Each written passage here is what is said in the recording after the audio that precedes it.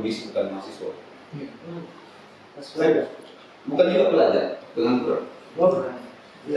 Saya kondisinya pengangguran. Kebetulan waktu itu kakak saya, salah satu mahasiswa Unpar, namanya Asrun, mungkin ada yang kenal.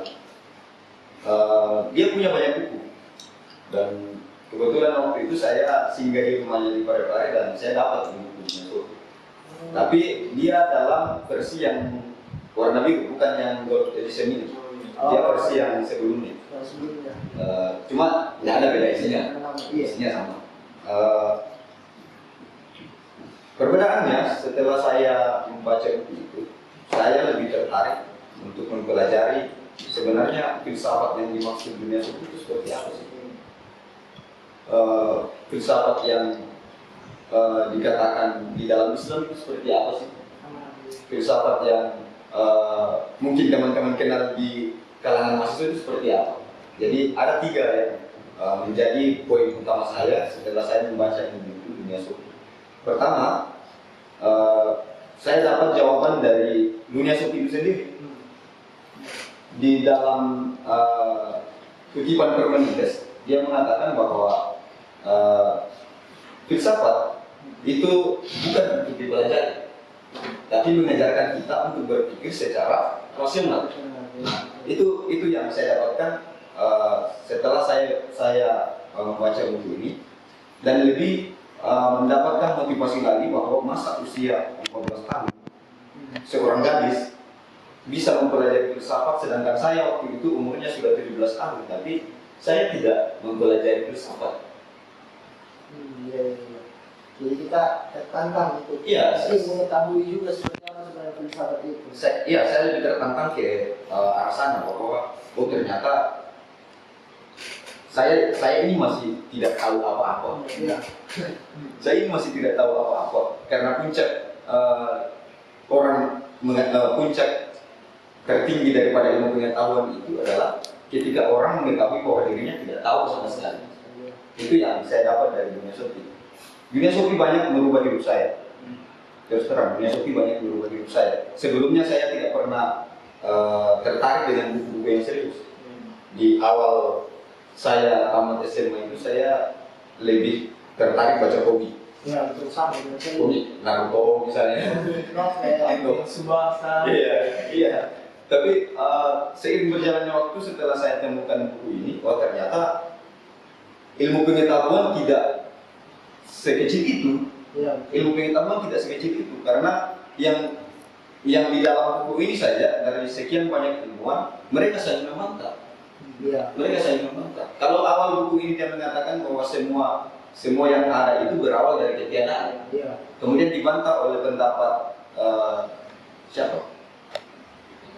Anaximenes. Ya. Dia mengatakan bahwa semua yang ada itu berawal dari yang ada. Ya. Artinya bahwa kedua pendapat ini sudah saling membantah. Itu baru di awal, ya. Baru bab awal. Nah sampai ke belakang mereka semua saling membantah. Pendapat filsuf itu saling membantah. Makanya dari air, iya, ada yang mengatakan atom. Ya, saling membantah semua. Makanya Parmenides waktu itu menyimpulkan bahwa kalau kita mau mempelajari filsafat, dari filsafat ini digunakan untuk melatih otak kita berpikir secara rasional. Seperti itu. Oke. Dari Kak bincang-bincang kita agak santai, serius, Saya kayak makin serius ini. Karena bicara ini tentang bicara dunia sufi ini 800 halaman itu nggak bisa kalau waktu singkat karena ini kita 3 kepala di sini bahasnya pasti berbeda dengan cara pandangan yang juga berbeda. Ya, ini saya dulu waktu 1 tahun. 1 tahun. Baru sampai di halaman 800-an. Iya, 800. Itu 1 tahun. Kalau saya begini kan, kalau misalnya di kita tadi menyampaikan kalau ada yang memang berpendapat seperti itu bahwasanya ketika orang berfilsafat itu bisa menjadi gila. Ya. Tapi kalau saya sendiri menganggapnya seperti ini, itu kan filsafat nggak bisa dilepas dari kehidupan ya. Karena dia eksistensi kita itu berada ketika kita berfilsafat atau berpikir kan. Nah kalau saya menganggapnya bahwa semakin kita berpikir dan semakin kita tahu sesuatu itu kita semakin bahagia. Ya kan? Ketika ada sesuatu yang belum kita tahu, seperti Sophie kan, Sophie itu dibombardir dengan pertanyaan, dia semakin tahu semakin bahagia, dia semakin senang. Oh ini ternyata siapa ini dia, pertanyaannya bagaimana, dia semakin excited, dia semakin bersemangat untuk menjalani hidup. Dia semakin penasaran besok surat apa lagi, dan seperti itu. Bahkan sampai ditungguin itu. Iya, sampai ditungguin kan. Memang. Siapa sih orang yang kirim Sampai nanti jangan baru diceritakan ya siapa yang ini, yang tadi, ya kan gitu. Nggak boleh spoiler kan. Sendiri. Sendiri di up. Iya, bisa diakses kayak di online di perpus. Teman-teman pembaca online juga banyak. Jadi bisa kita lihat bahwa banyak sekali perumpamaan pengetahuan yang dapat kita tarik dalam membaca buku Sophie ini, karena memang ketika kita menarik kembali di awal pembicaraan kita bertiga bahwa selalu ada kata sebuah novel. Nah, dalam berbicara tentang sebuah novel kan berbicara fiksi lagi gitu. Namun ini novel kita rangkaikan dalam sebuah novel ringan yang berbicara tentang filsafat. Nah, ini bisa dikatakan juga bahwa seorang gadis 14 tahun dari saking terpesona karena selalu diberikan pertanyaan-pertanyaan yang mungkin bisa membuat dia berimajinasi, berfantasi sendiri. Nah, kan jadi oke, mungkin melangkah ke pertanyaan selanjutnya ini. Mungkin untuk saudara saya di sana. Oke, ketika saya sudah membaca buku Sophie ini, mungkin ada redaksi atau kutipan yang saya sudah baca. Nah, apa yang bisa saya tarik dari kutipan itu? Yang paling saya suka, saya sebenarnya pada saat membaca novel ini, kan saya sudah sampaikan tadi bahwasanya awalnya perasaan saya terhadap buku ini kan buku anak-anak, seperti itu. Bakalan jadi ending mungkin. Iya, karena saya dulu kan biasa baca novel ya. Saya selalu waktu di sekolah ada perpustakaan, saya selalu membaca novel detektif dan seterusnya. Itu saya sudah bisa menerka-nerka. Nah, yang paling menarik memang dari buku ini, itu pada saat awal saya baca itu langsung terbuka memang. Langsung kayak apa nih?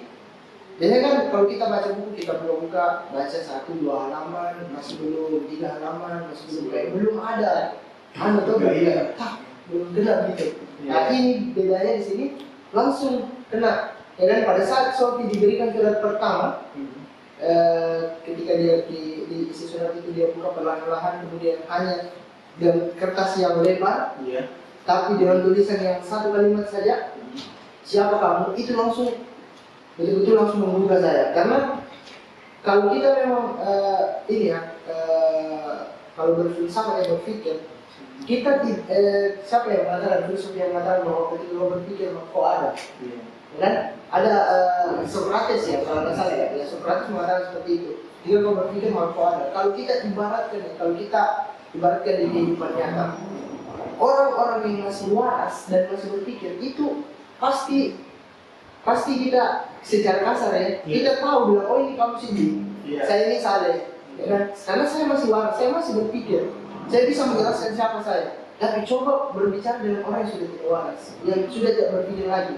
Itu memang fisiknya ada, tapi secara eksistensi bagaimana kita mau menilai dia siapa, dia saja tidak bisa menjelaskan dia siapa, dia tidak bisa menjelaskan bahwa dia adalah manusia, apakah dia kadang ada yang tidak berpakaian, padahal kita kalau berpikir manusia itu makhluk hidup yang selalu berpakaian, selalu punya rumah dan misalnya. Tapi kalau orang yang sudah tidak berpikir, dia tidak peduli lagi. Dia sudah hilang eksistensinya sebagai manusia, ya kan? Dan itu yang betul-betul membuatnya oh ternyata ketika kita ingin berpikir, sebelum kita berpikir kita harus tahu dulu ya, siapa kita, seperti apa eksistensi kita di dunia ini. Dan itu yang betul-betul membuat saya kenapa awal dari buku ini bisa menarik. Bahkan kesan pertama itu segala sesuatu yang kita dapatkan itu kesan pertama itu menentukan sekali. Dan ini buku ini berhasil membuat kesan pertama yang sangat bagus. Iya. Seperti itu. Menurut saya seperti itu. Ya, mungkin saya kembali lagi ke Oke, ternyata kesan pertama saya itu nampak di halaman-halaman awal ya. Siapa kamu? Oke. Di pertanyaan siapa kamu dia langsung dapat dia kesannya. Jadi ya saya lempar lagi pertanyaannya ke pemateri pembahas kedua ini. Jadi kembali ke pertanyaannya tadi, apa kutipan dalam buku Dunia Sopi ini yang membuat saudara Ahmad itu broku? Iya. Pak Anto. Iya, Dan oke, Pak Anto itu di luar konteks.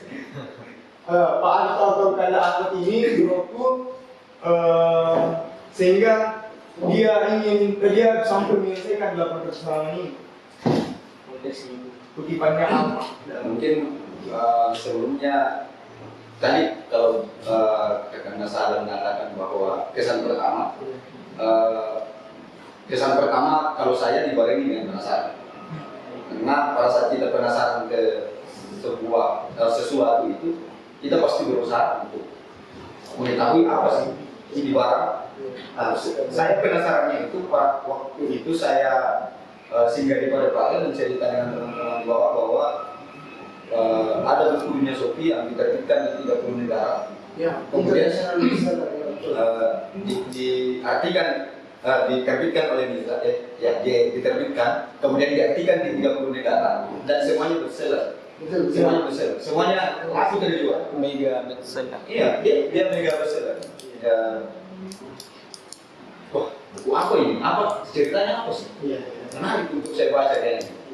Akhirnya waktu saya temukan, oh ternyata bukunya Dunia Sopi. Nah di situ waktu saya baca, baru pengantar saya sudah terkesan. Sudah diceritakan di situ bagaimana alurnya ini buku, bagaimana diterbitkan ini buku, kemudian memberikan kita tentang pengetahuan bahwa filsafat itu sebenarnya tidak ngeri banget. Iya. Tidak ngeri banget. Iya. Jadi yang paling menarik, kenapa saya tertarik dengan buku ini? Yang paling menarik mungkin ini bukan kutipannya, tapi ini alur novelnya. Dia membahas tentang budaya, dia membahas tentang agama. Walaupun itu agamanya bukan kepercayaan kita, tapi di dalam pembahasannya itu adalah tentang teologi, tentang ketuhanan, tentang mempercayai bahwa Tuhan itu sebenarnya ada, ya, eksistensi Tuhan itu ada. Artinya Dunia Sopi ini yang membuat saya tertarik dengan Dunia Sopi ini, yaitu dia membahas budaya juga di dalam, dia membahas tentang agama, dia membahas tentang ilmu pengetahuan, dia membahas tentang sejarah filsuf, dari mulai dari filsuf alam, masuk ke zamannya Parmenides, masuk ke zamannya Pythagoras, masuk ke zamannya Aristoteles, sampai filsuf Islam di siapa yang dibahas di saya lupa. Yang dari mungkin karena lama tidak dibaca. Ada yang dari Athena. Yang pas munculnya itu video. Ya. Socrates, bukan? Yang pas munculnya itu video Athena. Pokoknya itulah. Iya. Yang membahas tentang bagaimana sih ketuhanan itu ada, bagaimana sih keberadaan Tuhan, bagaimana sih kita mempercayai bahwa yang non materi itu sebenarnya ada. Makanya dia mengatakan bahwa ada kayak tidak ada. Iya. Sebenarnya di dunia ini ada tidak yang tidak ada. Iya, betul. Nah, karena ketiadaan itu berangkat dari yang ada, Iya. maka yang tiada itu pun adalah sebuah keadaan. Iya, betul. Nah, akhirnya muncul orangnya, nanti eksplorasi. Iya, jangan spoiler, jangan spoiler. Yang pada saat Ya, video. ya, yang intinya pada saat itu. Ya. Saya agak lupa, tapi di posisi itu dia berada bahwa teologis ketuhanan itu dibahas dalam memang yang bisa masuk akal, kok bisa diterima oleh akal. Seperti itu. Oke, jadi itu tadi dari dua pembahas kita. Jadi mungkin ini kita sudah berada di penghujung acara bincang-bincang kita ini ya. Iya. Jadi kita sudah agak terlena dengan pembicaraan buku ini kan. Sebenarnya kalau kita berbicara tentang buku itu asik-asik. Iya. Iya, nyaman-nyaman ya. Asik banget. Asik banget. Mulai sebuah buku Kalau diskusi kadang gak dirasa ya. sudah waktu 1 jam, 2 jam, tapi ya kita akan bertemu lagi. Mungkin closing statement dari saya atau Berdua oke, silakan. gantian. Oke, saya dulu. Oke, jadi sebelumnya saya ucapkan terima kasih dulu kembali kepada teman-teman dari dinas perpustakaan, kemudian dari teman-teman klub baca, juga kepada teman saya Saudara Ahmad dan Saudara Sidik yang telah memberikan kesempatan. Dan saya harap kegiatan seperti ini akan ada chapter selanjutnya lagi, ya kan? Itu mungkin pembahasannya bukan kita lagi, mungkin teman-teman yang lain. Mungkin teman-teman yang nonton bisa join ini di perpustakaan lantai 3. Ya, bagi yang mau jadi pembahas, mungkin punya buku yang menarik untuk dibahas di sini, ya kan? Kemudian di-sharekan secara online, secara langsung boleh konsultasi di sini atau datang langsung bertemu dengan kami di baca perpustakaan. Ya kan, seperti itu. Kemudian terakhir saya ingin mengajak kepada teman-teman semua, pada teman-teman mahasiswa mungkin ada yang nonton juga, dan teman-teman yang hadir pada kesempatan hari ini, saya mengajak teman-teman untuk rutin ya menghadiri kegiatan karena insya Allah kita akan rutin mungkin 2 minggu sekali untuk mengadakan bahas buku atau bincang buku ini. Kemudian saya juga mengajak teman-teman semuanya untuk rajin-rajin membaca buku, ya kan? Karena sensasi dari mencari ilmu pengetahuan dari buku itu beda sekali. Beda kalau misalnya kita mendengarkan ceramah, beda juga kalau misalnya kita lewat HP, lewat laptop, dan membaca buku itu beda sekali, ya kan? Dan bagaimana rasanya, bagaimana bedanya itu dirasakan oleh kita masing-masing, ya kan? Pasti ada. Mungkin itu saja yang ingin saya sampaikan. Terima kasih atas kesempatannya. Ini bisa sekali berkhidmat. Assalamualaikum warahmatullahi wabarakatuh. Waalaikumsalam. Kembalikan lagi Thank you. saudara. Ya, baik, terima kasih atas kesempatannya. Saya hanya ingin mengutip bahasa orang-orang yang sering kita dengar bahwa buku itu adalah ilmu dan membaca adalah kunci. Jadi setiap buku itu dia adalah bukan ilmu. Nah, sensasi yang tadi disampaikan oleh saudara saya itu mengatakan bahwa sensasinya memang berbeda. Dan saya sendiri yang mengalami itu bahwa sensasinya sangat berbeda pada saat kita membaca buku sendiri dengan diskusi. Nah, saya ucapkan terima kasih kepada Klub Baca Perpustaka karena memberikan kesempatan kita untuk membaca dan berdiskusi. Artinya kompleks. Kita bisa berdialog seperti ini dengan kita bisa membaca buku terlebih dahulu, kemudian setelah itu kita berdialog mengenai buku itu. Artinya Klub Baca Perpustaka dan Dispustaka yang mereka telah memberikan fasilitas kepada kita sebagai mahasiswa dan siswa sekalipun yang punya niat untuk membaca, silakan datang di perpustakaan lantai 3, bisa di lantai 2, bisa di lantai 3 di studio pustaka, bisa pada saat hari Jumat ya, hari Jumat sore kita akan diskusi buku dan chapternya mungkin berbeda, pembahasnya mungkin bukan kami lagi, mungkin ada teman-teman yang hadir yang bisa jadi pembahas nanti, kemudian teman-teman online juga mungkin bisa jadi pembaca. Jadi melalui kesempatan kali ini saya mengajak kepada seluruh teman-teman bahwa silakan berkunjung ke perpustakaan, karena kalau membaca adalah kunci untuk ilmu pengetahuan, maka perpustakaan menyediakan gudangnya. Iya. Terima kasih dari saya. Assalamualaikum warahmatullahi wabarakatuh. Waalaikumsalam warahmatullahi wabarakatuh. Ya, jadi ini adalah akhir dari bincang buku kita mengenai Dunia Sufi, sebuah buku novel filsafat yang buat secara praktis pemikirannya oleh seorang Stuttgarter supaya kita mudah memahami dan menangkap apa yang menjadi pemikiran-pemikiran para ahli, sehingga kita bisa serap sedikit demi sedikit supaya menjadi pengetahuan yang akan kita bawa suatu bekal nanti. Jadi mungkin ini adalah sebuah akhir dari perjumpaan kita. Mungkin kedepannya ada dari teman-teman yang hadir seperti dikatakan oleh dua pembahas di samping saya, bro-broku.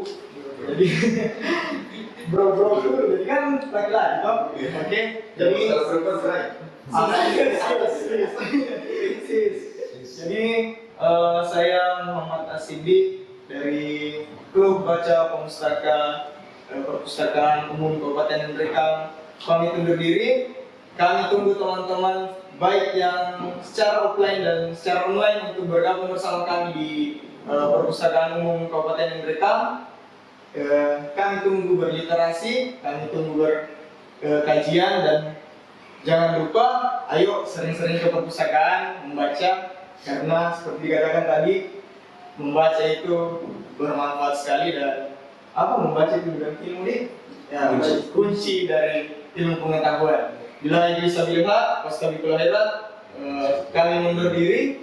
Silakan tunggu bincang buku part 2 bersama nanti kami. Assalamualaikum warahmatullahi wabarakatuh. Thank you.